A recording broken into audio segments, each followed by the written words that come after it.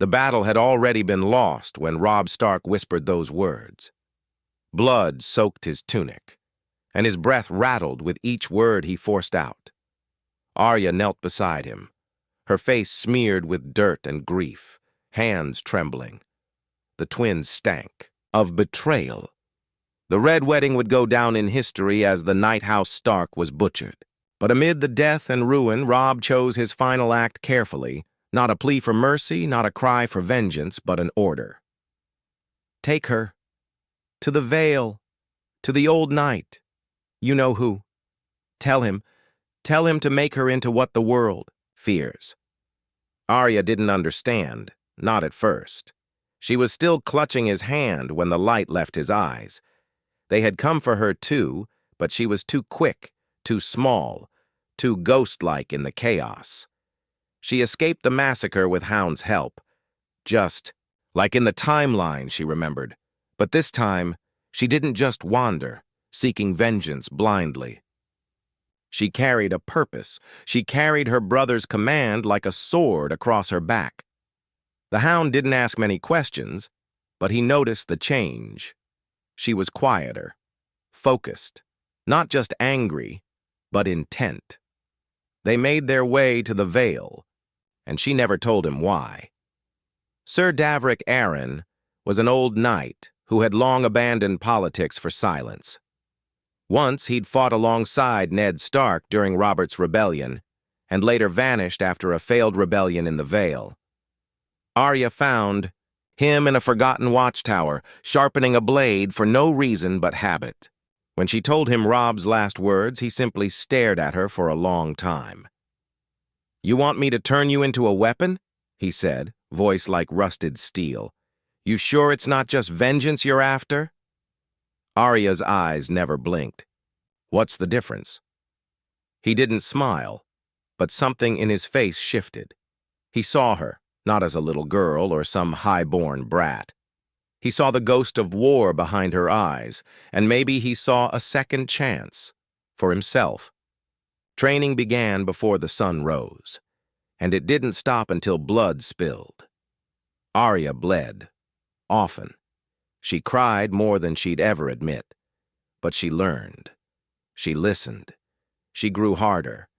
Davrick didn't teach her to fight like a knight. He taught her how to win, how to exploit weakness, where to stab, how to vanish, when to lie. She read books on strategy, learned sigils of every house, studied wars of conquest and rebellion. When winter came, it did not slow her. It sharpened her, like a blade being chilled in ice after the forge. Years passed. Arya Stark died in the snow. In her place, something colder rose.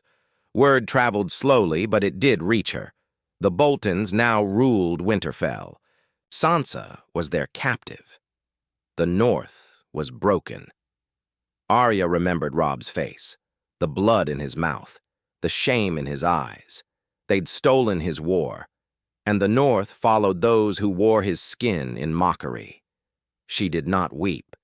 Instead, she rode, alone through snow and shadow, killing quietly. Men who betrayed her house began disappearing, hung with wolf pelts over their faces. Their corpses were burned with the words, "For the king in the North." And the North began to whisper her name. Again, Arya, no longer a girl, not just a Stark, but something else entirely. The ravens flew ahead of her, though she never sent them. Her legend rode faster than her horse. By the time Arya reached the frostbitten edges of the gift, the North had already been stirred awake. By a different kind of fire, not the warm glow of hope, but the cold, flickering dread of revenge. Some called her ghost. Others said she was a spirit, the vengeance of the old gods walking in flesh. She didn't care what they called her. Every move she made was deliberate. Every kill was precise. In the burned-out village of Tinfield, she found the first group of Bolton scouts drinking themselves stupid on stolen ale. They laughed at her when she walked in wearing a hood and carrying nothing more than a short blade and a needle-thin sword. They didn't laugh when their captain choked on his own tongue. They didn't beg for mercy. She never gave any. When she was done. She left their corpses tied to a tree in a perfect triangle, each missing the same eye. A silent message that made its way to Winterfell faster than any army. In the heart of Winterfell, Ramsay Bolton sat on a stolen chair and chewed a piece of dried meat while Sansa served him wine. Her eyes were blank, her spirit quieter than snow, but somewhere inside her, something flickered at the news. "A girl, they say," said Ramsay with a grin that didn't quite reach his dead eyes. "Stark bitch cutting down my men like they're wheat. Cute, isn't it?" Sansa didn't answer. She couldn't. Not yet. He grabbed her chin roughly and studied her face. "Maybe it's your sister, that little tomboy. What was her name again?" "Arya," she said, barely a whisper. "Right," Ramsay smiled. "Arya, I hope she comes. I'd love to see if she bleeds like you do." But she was already closer than he thought. Arya didn't march with armies. She created fear first, dismantled loyalty. She burned outposts, poisoned wells, assassinated mid-ranking commanders in their sleep. Everywhere she moved, she left. Behind only two things: the scent of death and Robb's banner, stitched crudely but proudly, hung above corpses as if to say, "The North remembers." Word reached the hill clans, the mountain tribes, the broken bannermen scattered across the snows. They had bowed once to a bastard because they were leaderless, hopeless, hungry. Now they had a ghost in wolf's skin rising in the dark, and she didn't ask for loyalty, she demanded it. Glover sent his sons, Mormont sent her steel. Even the Karstarks, shamed and bitter, began to murmur behind their new lord's back. The North, long frozen, began to stir with anger again. Not for Robb, not even for Ned, for Arya. She rode into a gathering of hill tribes alone and left with 400 blades ready to die in her name. One of the chiefs, a scarred woman named Issa, asked her bluntly, "You want the North back, girl? Or you just want to bleed it dry with your blade?" Arya looked her dead in the eye. "I want my sister back! And the Boltons?" Arya didn't blink. "I want their bones." The first real battle came at the edge of the Wolf's Wood. A Bolton war party tried to trap her forces between the trees, flanking them from both sides. They thought she was inexperienced, emotional, reckless. But Arya had studied war the way others study scripture. She led from the shadows, not the front. She let them think they had the upper hand. Then she signaled the hidden archers in the trees and the buried fire skirts, traps doused in oil and lit at her command. The Bolton line burned alive in minutes. Screams rang through the forest like wolves howling in the dark. Arya stood above, the field, blood on her hands, frost in her hair. She said nothing. But the North was listening now, and Winterfell, her home, was next. The road to Winterfell was no longer empty. Where once Arya rode alone, now hundreds marched behind her. Scarred men, grim women, young fighters hardened too early by war and hunger. They didn't chant her name. There were no drums, no songs. Just the sound of footsteps crunching snow and steel grinding against scabbards. Arya didn't walk among them as a queen or a commander. She rode ahead in silence, flanked only by Issa and an old northern scout named Herrick, who used to serve Rickard Stark. Every night by the fire, Herrick told stories of how the North once followed honor. Arya listened without speaking, but inside, something twisted. Honor had killed her father. Honor had killed Robb. She wasn't leading this war for honor. She was leading it for retribution. Winterfell loomed on the horizon, and with it, a storm that howled like a wounded god.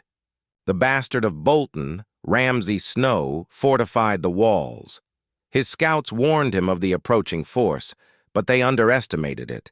They still thought Arya was a girl with a blade, not a tactician with steel at her back.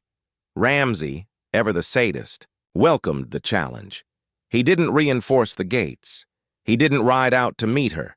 He sent flayed bodies nailed to wooden wheels, rolled down the hill toward her camp.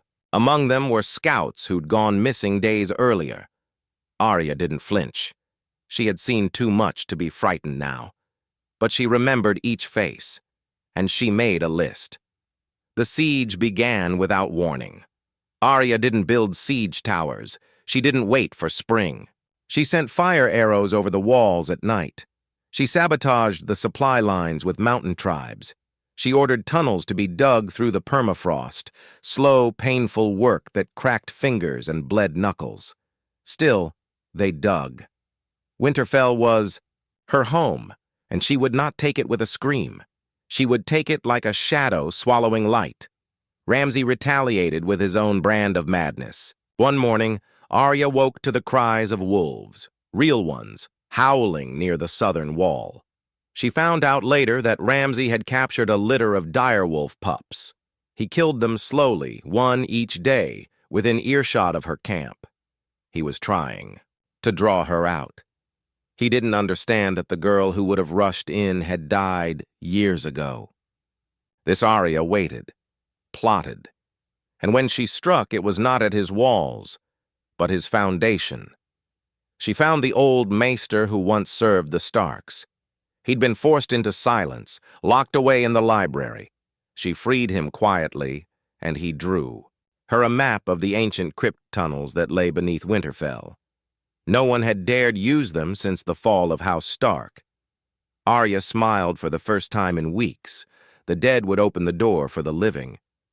They moved under cover of moonless night. Issa, Herrick, 6 of the hill folk, and Arya. The tunnel stank of decay and time. It echoed with forgotten history. They passed beneath statues of old kings, old wolves, the bones of the dead watching, them with stone eyes. It felt like walking through memory itself. When they reached the inner vault, Arya found the place where her father's bones had once been buried before the Boltons defiled it. She knelt for a moment, not to pray but to promise. "I'll take it back, Father. Not for honor, for you." Then they rose and ascended the final steps into Winterfell. Arya led them into her old home, now rotting under the rule of monsters. She knew the halls better than anyone alive. She knew every corridor, every creaking board, every blind spot where a shadow could hide. They moved like wraiths. One by one, guards were cut down. One by one, the heart of Winterfell bled. Until the door to the great hall stood before her, heavy and thick with iron, and behind it, her sister waited. So did the bastard who thought he owned Winter. Arya stood before the great hall doors, heart beating like a war drum in her chest. The stone beneath her boots still remembered her footsteps from a different time, when she was just a girl chasing cats and swordplay dreams. But now the air was heavier, colder, weighted with the promise of vengeance. Issa nodded behind her, blood still fresh on her blade. Herrick leaned against the wall, chest heaving, having just slit the throat of the last hallway guard. None of them spoke. They were waiting for her. Arya reached out and placed a hand on the door. She remembered running through these halls with Bran, laughing with Jon in the training yard, sitting with Robb during long, quiet meals. All of it burned behind her eyes. She pushed. The door creaked open. Inside, Sansa sat alone at the high table, dressed in fine silks dyed Bolton red, her face pale and unreadable. Her hands trembled, around a cup of wine. 2 guards flanked her, Bolton men. But even before they could react, Arya moved. One fell to a blade through the temple. The other didn't even see the knife in her hand before it carved open his throat. Blood sprayed across the stone floor. Sansa didn't flinch. Arya stood there, breathing hard, blade dripping, eyes locked on her sister. "Sansa," she said, softly. And Sansa said nothing, just stared at her like she was a ghost. Because to her, she was. They hadn't seen each other in years. In Sansa's eyes, Arya had died somewhere between King's Landing and the chaos of war, and Arya had imagined Sansa broken beyond repair under the weight of the Boltons. But there she was, beautiful, elegant, covered in bruises beneath silks, still alive. "I didn't think you'd come," Sansa finally whispered. Arya lowered her blade. "I came because Robb told me to." Tears touched Sansa's eyes, but she blinked them away. "Is he gone?" Arya said flatly. "But I'm here, and this place, this isn't his anymore. We're taking it back." Sansa stood slowly. She took Arya's hand with trembling fingers. "Then let's finish it." They moved quickly. The battle hadn't started outside yet, but it would. Ramsay still thought the siege would last for weeks. He didn't know she was already inside. Arya split her forces. Herrick led a second team to open the front gates. Isa and the hill warriors moved through the west wing, slaughtering guards and lighting torches in the signal towers.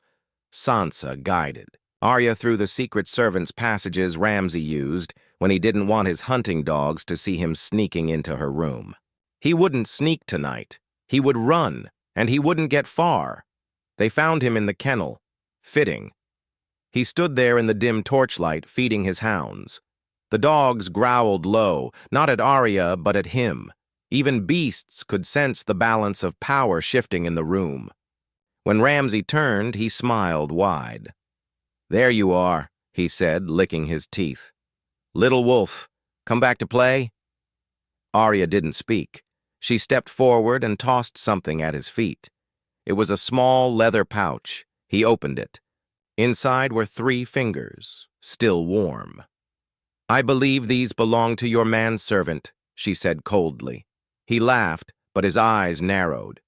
"You don't have an army." Arya took one step closer. "I don't need one." Outside, the sound of horns echoed across the snowy plain. Screams followed. The main gate had been opened. Arya's forces were flooding into Winterfell like a storm breaking the spine of a valley. Ramsay turned toward the kennel gate, but Arya was already there.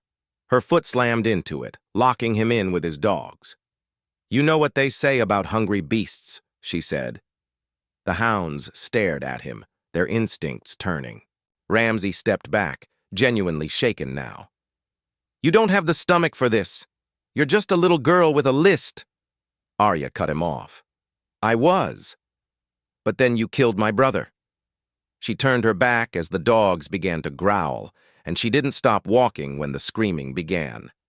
Outside, the Stark banners were rising again, slowly, one by one, over towers, gates, and walls. The dire wolf sigil, gray and proud, returned like it had never left. The snow was red by morning, but Winterfell had been reclaimed. Arya stood on, the battlements with Sansa beside her. Neither said a word for a long time. Then Arya finally asked, "Do you want the throne?" Sansa turned to her, surprise flickering across her face. "Do you?" Arya shook her head. "I don't want to rule." Sansa looked down at the blood-stained courtyard. "But maybe I should," she said softly. Arya didn't answer. The war was far from over, but the North had a queen again, one in furs, one in fire, one forged by blood and memory. The winds screamed across Winterfell's walls, but they no longer chilled Arya. She had walked through too much blood, too much betrayal, for weather to frighten her now. Inside the great hall, the fires roared. Stark banners hung high again, tattered, smoke-stained, but no longer defiled. The North had taken back its heart, but peace didn't follow victory. It never did. They burned the dead by the dozens, Bolton loyalists who fought to the bitter end. Traitors from northern houses who had pledged allegiance to Ramsay for gold, land, or survival. Arya ordered no trials, no negotiations, only fire. "There will be no future if we forgive the past," she told Herrick, who merely nodded with that grim, quiet loyalty the Old North had bred. but not everyone agreed. Sansa stood at the high seat, wearing black. Her bruises were fading, but her voice had grown colder, clearer. She had begun holding court, quiet meetings with Glover, Mormont, Umber, listening to grievances, balancing punishment with mercy. Arya didn't join her. She was never built for politics. She walked the ramparts instead, speaking to scouts, watching for Southern banners. And she saw what Sansa didn't: fear. The lords whispered about her in candlelit corners. The wolf, girl, the silent killer, the Stark who doesn't blink before drawing blood. Arya had saved the North. But now the same men who cheered her victory flinched when she entered the room. They were comfortable with queens like Sansa, elegant, restrained. Arya reminded them of war, and war makes kings kneel, but it rarely keeps them loyal. On the Yar. Fifth night after retaking Winterfell, a raven came from the Riverlands. House Frey had regrouped. Lord Walder's sons, enraged by the fall of their northern allies, were preparing to march with Lannister reinforcements. They had no interest in waiting. They wanted blood. "They're trying to crush what's left of us before we can stand," Sansa said in council. "If we wait, we'll be surrounded." Glover leaned forward. "We must hold Winterfell. The North needs time to heal, to gather. Marching now would split our forces." Arya cut in, voice cold. "We don't have time." The room fell silent. "We ride now," she said. "Before they're ready. Before they finish licking their wounds. Before they forget what fear feels like." "You speak like a blade, Lady Stark," said Glover, "but not like a ruler." Arya met his eyes. "I'm not trying to rule you. I'm trying to save you." Sansa placed a hand on Arya's arm. "We should vote." Arya pulled away. "Did Robb Stark vote before the Whispering Wood? Did Father wait for permission at the Trident?" She looked around the room at the faces of men who had abandoned them once already. "I don't need your banners. I'll ride alone if I have to." Isa stood immediately. "Not alone." Then Herrick. "We follow the blade that cuts, not the crown that glitters." And slowly more stood. Not all, but enough. They left before dawn, 500 riders, swift, silent, armed not with honor but fury. Arya didn't wear armor. She wore furs, leather, and Robb's old cloak, frayed at the edges. Every mile south was a step closer to the place her brother had died. She hadn't forgotten the twins. She hadn't forgotten Walder Frey. Arya wasn't just marching to protect the North. She was marching to fulfill the last name on her list. In the Riverlands, Walder Frey drank wine and groped frightened girls, still pretending he had power. The Lannisters had sent him a detachment, 800 men, mostly green boys and sellswords, but he called it an alliance. He didn't know Arya was coming. He didn't know she was already inside his camp. She moved like silence, like winter. Poisoned a cook, stole a uniform, slit a throat in the barracks and wore the face. That night, while the Freys celebrated some minor skirmish as a victory feast, Arya served the wine. She didn't need to speak. She watched them drink, watched Walder laugh, and then she dropped his son's face onto the table, still bloody, still warm. The screaming started just as the fires outside were lit. Arya had given the signal. From the hills and trees around the twins, her riders stormed the camp. No mercy, no prisoners. The slaughter was fast, precise, surgical. Arya didn't fight that night. She walked straight to Walder Frey's high table and dragged him by the collar to the same hall where the Red Wedding had been born. He begged, of course. All cowards do. "I have gold, land, name your price." Arya held up the knife Robb had once given her. "This is the price." She didn't slit his throat. She carved the Stark sigil into his chest, then let him bleed. She didn't watch him die. She had seen enough death to last a lifetime. But she whispered before she walked away, "The North remembers. I never forgot." Snow fell gently across. The riverlands, masking the blood soaking the ground outside the twins. The Freys were gone, erased from the game like crumbs from a nobleman's table. Arya stood on the battlements where Walder Frey had once toasted the deaths of her brother and mother, staring into the horizon.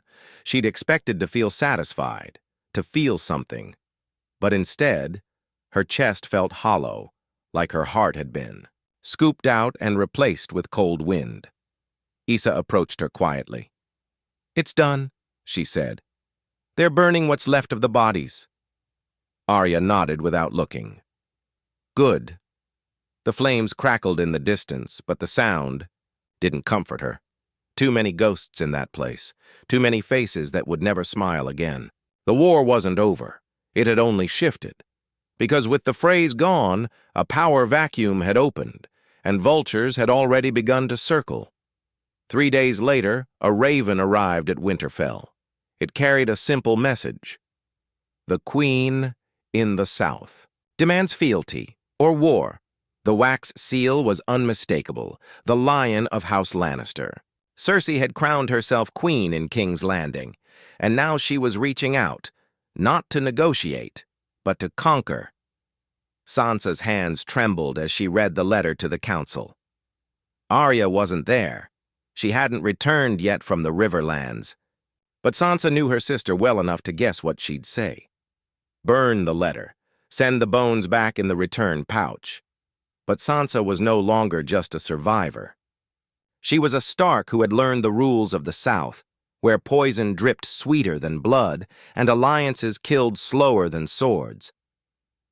"We can't fight both the South and the North," Lord Glover warned. "The Vale hasn't declared. The Iron Islands still raid our coasts. If the Lannisters march, we won't survive."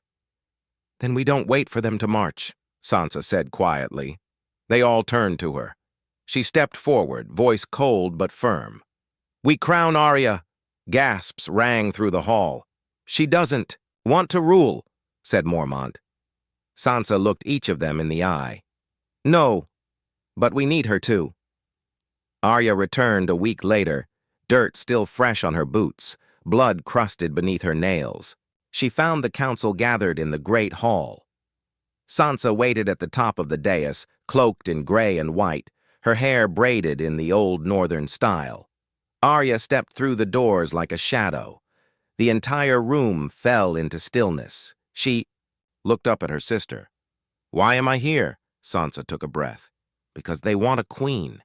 Arya's face hardened. "Then they should have you."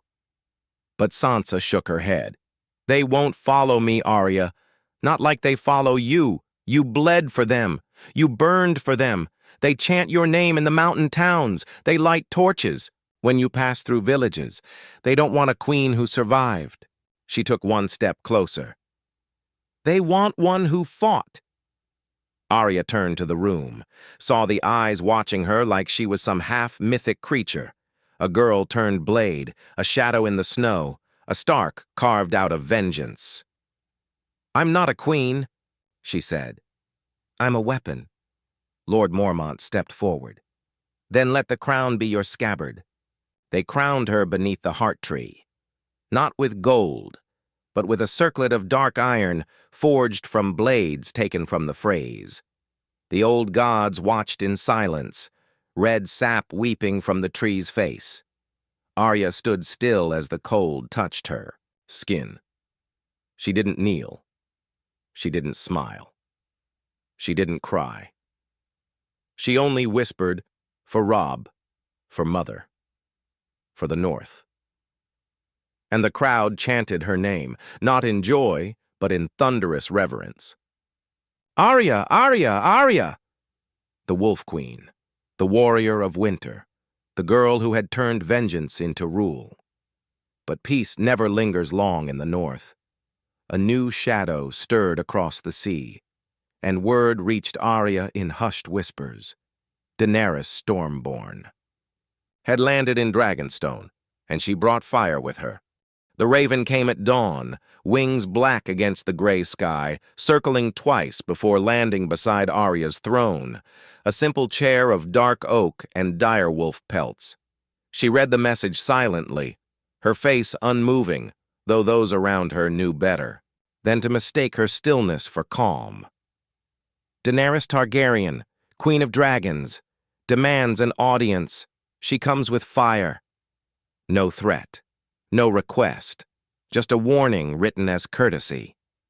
Arya crushed the parchment in her hand and stood. The throne room, if it could be called that, fell silent.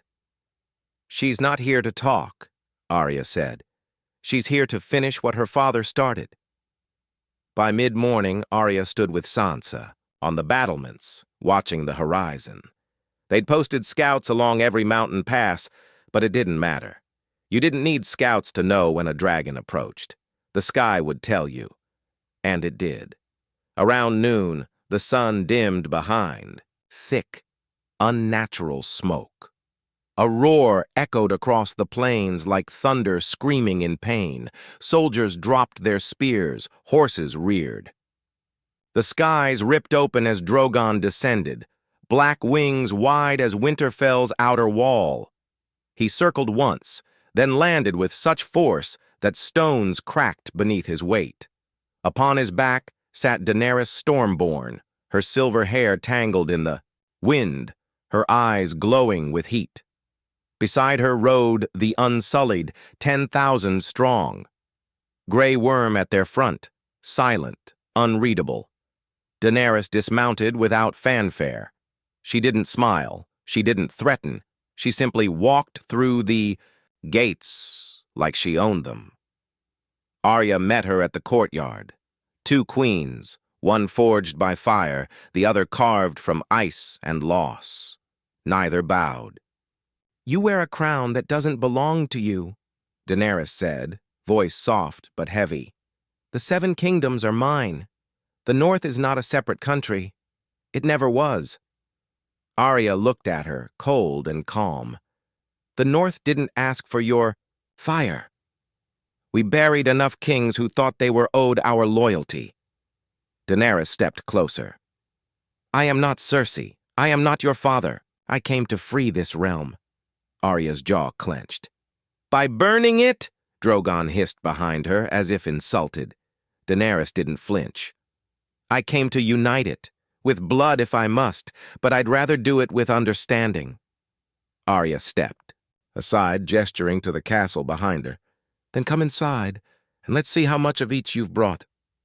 They sat in the old war room, the same one Robb once used.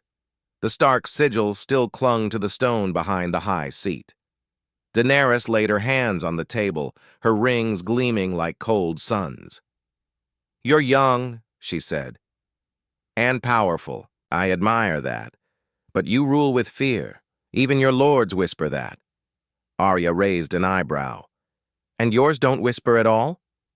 "They don't need to," Daenerys said. "They believe." Arya leaned forward. "No, they obey. There's a difference." Silence stretched between them.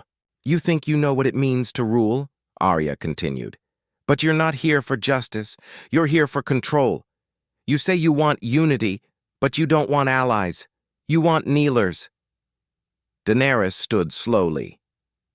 "I want peace." Arya rose with her. "Then leave the North alone." Grey Worm's hand drifted toward his spear. Arya didn't blink. "I've spilled enough blood," she said. "I don't want war, but I will end one if it comes here." Daenerys turned, her expression unreadable. At the gate, she paused. "I'll give you 7 days," she said without turning back, "to reconsider." Then she mounted Drogon and flew into the sky like a black omen. That night, Arya sat alone in her father's old study. The room smelled of smoke and wolf fur. The fire burned low. She turned over a coin in her hand. Valyrian. Steel, old and dark, given to her by Davrik long ago. Sansa entered without knocking. "You should leave," Arya said quietly. "Take the children, the old, anyone who won't survive fire." "You think she'll burn Winterfell?" Sansa asked. Arya looked at the flames dancing in the hearth. I think she already has, she whispered. The next day, ravens flew to every northern bannerman. Arya wasn't calling for oaths. She wasn't asking for support. She was calling for war. The last war. The one that would decide if winter knelt or made fire remember what it was to fear the cold. The 7th. Day came draped in silence. The wind barely moved. The sky hung heavy, thick with gray, like the world was holding its breath. Winterfell stood ready, not proud, not brave, just ready. Children had been sent north to the Frostfangs, the elderly gone east with Mormont's ships. What remained was a fortress full of fighters, men and women too broken, too stubborn, or too loyal to leave. Arya stood in the Godswood one last time. The red leaves above her didn't sway. They just watched. The heart tree bled as always, its ancient face cracked with sorrow. She didn't pray. She spoke. "If I fall," she said, voice quiet, "then let the North bury me, but not before they burn her dragon to ash." At dawn, the scream came again, not from human mouths, from the sky. Drogon.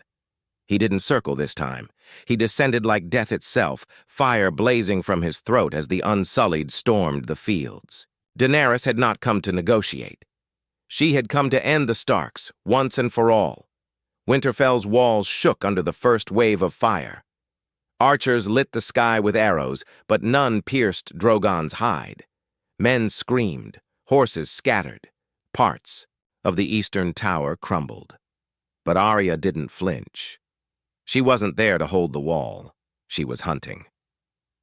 Issa led the hill folk in brutal guerrilla tactics, cutting down Unsullied by the dozens. Herrick's trap tunnels collapsed beneath siege engines, sending iron and stone crashing into the frozen rivers. Mormont's spears ripped through the Lannister knights who came behind Daenerys' vanguard. But it wasn't enough. Fire kept falling, and still, Daenerys had not shown her face. Arya moved through the chaos like a ghost in armor. Dark leather, thin mail, twin blades at her hips. She killed without hesitation. She didn't shout orders. She didn't rally. She just moved, quiet and deadly, until she reached the old rookery, tower. There, tethered and armored, she saw it. Rhaegal. Daenerys had brought both dragons. One was burning Winterfell. The other was waiting to burn the retreat, unless she stopped it. She climbed the stone stairs, 2 at a time, blood painting her boots. The old rookery burned above her, smoke stinging her eyes. A Targaryen guard stood watch, blade drawn. He didn't live long. Arya slipped behind him and opened his throat without a sound. She didn't run toward Rhaegal. She ran toward the cart. Beneath it, a cart full of wildfire barrels. She lit one and ran. The explosion rocked the east wall. The sky turned green for just a second. Rhaegal screamed, high, angry, confused, and collapsed in a heap of torn wings and flame. The sound stopped the battle. Even Drogon faltered mid-flight. Even Daenerys looked back. And in that moment, Arya saw her. On the hill beyond the battlefield, standing in crimson and black, alone, waiting. Arya mounted a horse and rode straight for her. She cut down 3 Unsullied on the way, dodged 2 arrows, jumped a fallen wall, and finally dismounted just feet from the Targaryen queen. Daenerys did not run. She drew a blade of her own, thin Valyrian steel once forged for her brother. "You murdered my dragon," she said. Arya didn't answer. She charged. Steel clashed against steel. Sparks flew. Daenerys was fast, trained by masters across the sea. But Arya had been trained by ghosts, by killers, by pain. They fought like 2 myths colliding. One born of fire, one born of blood. In the end, it wasn't power that won. It was silence. Arya slipped behind her, blade to neck, breathing hard. "You could have ruled," Daenerys hissed. Arya whispered, "So could you," and opened her throat. The dragon shrieked. It landed. Beside Daenerys's corpse lowered its massive head. Arya didn't move. She dropped her blade and stepped forward, palms open. Drogon watched her, chest heaving, smoke rising from his mouth, and then he turned and flew away, not in rage, in surrender. The field was quiet. The fire had ended. Winterfell stood, barely, but it stood. They buried the dead in long rows beneath the frost. They crowned no queen that day. Arya refused it, again. But the lords did not kneel to Sansa either. They knelt to the stone where Robb Stark had once stood, and to the fire pit where Arya had slain a queen. They didn't want rulers. They wanted peace. Arya left the next day, without a word. No horse, no sword, just a cloak, a map, and the north wind at her back. Some say she sailed west. Others say she never stopped walking. But her story, of the girl-turned-ghost-turned-queenmaker, was carved into the north, like the roots of the weirwood tree. And in every village, long after the fires died, they whispered her name, Arya, the Blade of Winter, the queen who never sat.